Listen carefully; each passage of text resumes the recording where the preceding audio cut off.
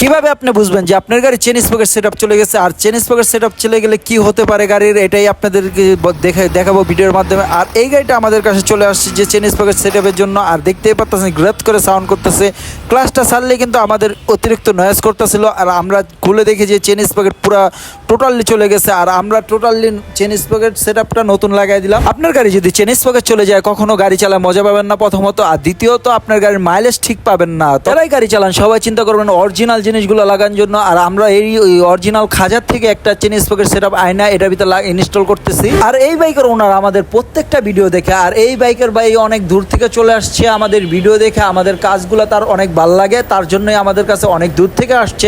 আর যার কাজ যদি ভাল লাগে তখন কিন্তু ওই 2 কিলো হোক 4 কিলো হোক, ওইটা 10 কিলো হলেও কিন্তু যাইতে শৈলে বাজে না। আর আমাদের সবে কম টাকা অভিজ্ঞ টেকনিশিয়ান দ্বারা কাজ করানো হয় সব ধরনের বাইকে। আর আমাদের লোকেশনটা হলো শনিয়াকড়া বাস স্ট্যান্ড, রানা সিনজি পাম্পের সাথেই। আর আমাদের হোয়াটসঅ্যাপ নাম্বার দেওয়া আছে।